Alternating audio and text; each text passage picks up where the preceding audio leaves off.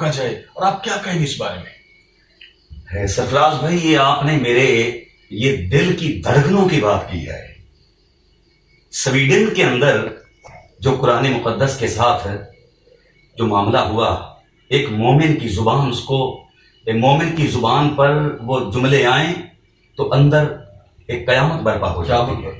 میں انجام T V کی طرف سے یہ پیغام دینا چاہتا ہوں کہ دنیا کے اندر تمام کتابوں میں سے سب سے افضل، اعلی، معتبر کتاب وہ قرآن پاک ہے۔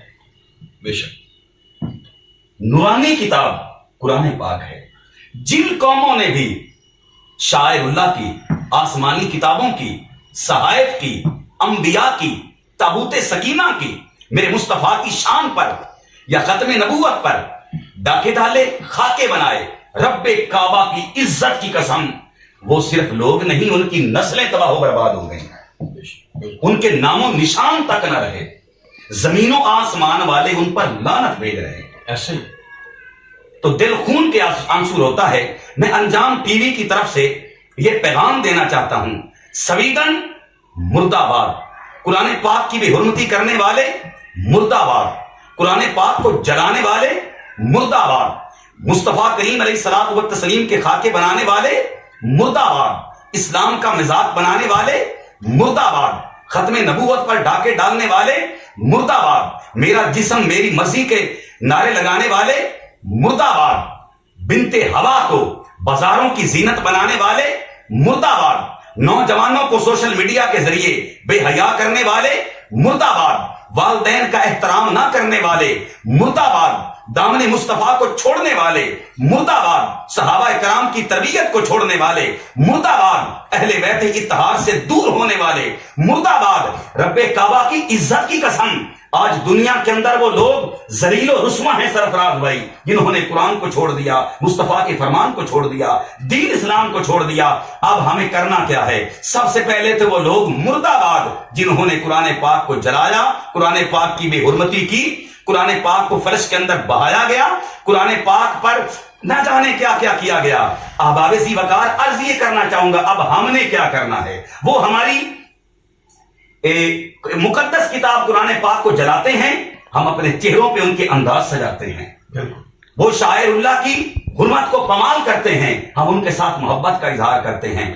ہم نے کرنا یہ ہے کہ جس مقدس کتاب کو انہوں نے جلایا ہے، ہمیں اس کتاب کی تلاوت کرنی ہے، ہمیں اس کتاب کی تلاوت کر کے، پڑھ کے اس پہ عمل کرنا ہے، ہمیں ایک اچھا صالح پکا ٹھکا مسلمان بننا ہے، اور ان کو اپنے کردار میں مسلمان بن کے بتانا ہے کہ قرآن یہ سبق دیتا ہے، ہم نے اس پہ عمل کر لیا۔ قرآن کہتا ہے سچ بولو، ہم سچ بولیں۔ قرآن کہتا ہے بے حیائی کو چھوڑ دو، ہم بے حیائی کو چھوڑ دیں۔ قرآن کہتا ہے رشوت نہ کھاؤ، ہم رشوت کھانا چھوڑ دیں۔ قرآن کہتا ہے سود کو چھوڑو، ہم سود کھانا چھوڑ دیں۔ قرآن کہتا ہے بیٹیوں کا، بھائیوں کا، عزیزوں کا وراثتی حق دو، ہم وہ دیں۔ قرآن کہتا ہے والدین کا احترام کرو، ہم احترام کریں۔ قرآن کہتا ہے نماز پڑھو، ہم نماز پڑھیں۔ قرآن کہتا ہے اہل بیت سے محبت کرو، ہم ان سے محبت کریں۔ قرآن کہتا ہے سیدنا صدیق اکبر و دیگر صحابہ کرام کے نقش قدم پہ چلو، ہم چلیں۔ قرآن کہتا ہے قربانی دو، ہم قربانی دیں۔ قرآن کہتا ہے زکات دو، ہم زکات دیں۔ قرآن کہتا ہے ماں باپ کا احترام کرو، ہم احترام کریں۔ اس زمن کے اندر بس یہ بات کہوں گا، اگر وہ قرآن پاک کو جلانا چاہتے ہیں، ہم اس قرآن کو اپنے سینوں میں بسائیں، ہم اس قرآن پہ عمل کر کے ہر شکل میں قرآن نظر آئے، ہمارے کردار میں قرآن نظر آئے، ہمارے طور و طریق میں قرآن نظر آئے، اور ہم سویڈن جیسے تمام ناپاک لوگوں کو یہ بتا دیں کہ تم تو کاغذ کو جلانا چاہتے ہو، دیکھ لو ہماری روحوں کے اندر، ہمارے جسموں کے اندر، ہماری آنکھوں کے اندر، ہماری زبانوں کے اندر، ہمارے قلوب و اذہان کے اندر، ہمارے ادراک اور شعور کے اندر قرآن ہے، تھا اور قیامت تک رہے گا انشاءاللہ۔ ہے قول محمد، قول خدا، فرمان نہ بدلا جائے گا، بدلے گا زمانہ لاکھ مگر قرآن نہ بدلا جائے گا۔ سویڈن والوں کو بس یہ بتانا چاہتا ہوں، تم جتنی بھی جدت، حرکت، ٹیکنالوجی، تمام تمہاری جتنی پاور ہے، رب کعبہ کی عزت کی قسم تم اپنی ساری طاقت لگا دو, تم اپنی ساری جدت لگا دو, اپنی ٹیکنالوجی لگا دو, سارا سوشل میڈیا تم استعمال کر لو, تم تو قرآن کی بات کرتے ہو, تم سورت فاتحہ کو ختم نہیں کر سکتے. تم سورت فاتحہ کی بات کرتے ہو, تم تسمیہ کو نہیں ختم کر سکتے. اس لیے تم قرآن ختم نہیں کر سکتے. اس قرآن کی حفاظت کرنے والا خود خدا ہے, اور اس کو سینہ مصطفیٰ پہ اللہ نے نازل فرمایا. سرفراز بھائی بات تو طویل ہو گئی, اگر آپ مجھے اجازت دیں ایک جملہ میں کہہ سکتا ہوں. اس قرآن کو کوئی بھی نہیں مٹا سکتا جس قرآن کو میرے مصطفیٰ کریم نے, جس کی تعلیم دینے کے لیے میرے مصطفیٰ کریم نے 23 سالہ زندگی پیش کی ہو اور کردار پیش کیا ہو, قرآن پاک کی تعلیم دی ہو.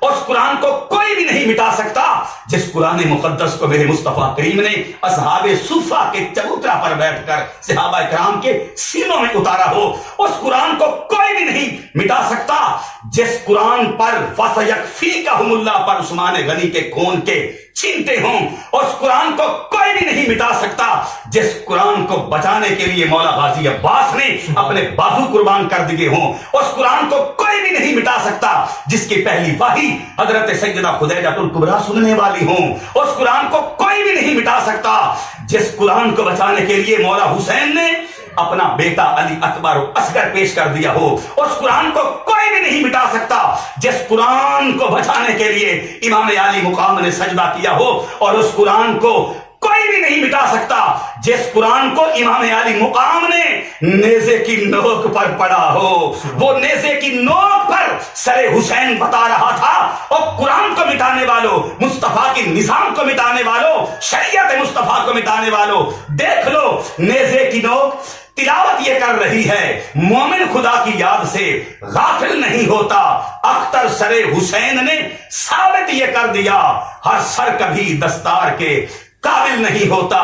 سر انہی کے بلند ہوں گے جو قرآن پڑھیں گے, نام انہی کا روشن ہوگا جو قرآن پڑھیں گے. نام, ملک, سلطنت اور حکومت انہی کی بلند ہوگی جن کا تعلق قرآن سے ہوگا. شاعر اللہ کا احترام کریں گے, قرآن کو پڑھ کے عمل کریں گے, اللہ اس کے رسول کی اطاعت کریں گے. جو ان کو چھوڑ دیں گے ان کی داستان تک نہ ہوگی داستانوں میں. سویڈن مردہ باد, قرآن زندہ باد. سب بولو, سویڈن مردہ باد, قرآن زندہ باد. سویڈن مردہ باد, اسلام زندہ باد. سویڈن مردہ باد, پاکستان زندہ باد. سویڈن مردہ باد, نظام مصطفیٰ زندہ باد. کیا بات ہے جی, ماشاءاللہ. ایسا آپ نے تو روح تازہ کر دی. اور میں ایک بات کر کے اس پروگرام کو ختم کروں گا کہ بے شک سویڈن بہت برباد ہو جائے گا, لیکن دین اسلام کا نام ہمیشہ رہتی دنیا تک رہے گا. کیوں جی؟ بالکل ایسا ہی. Thank you so much.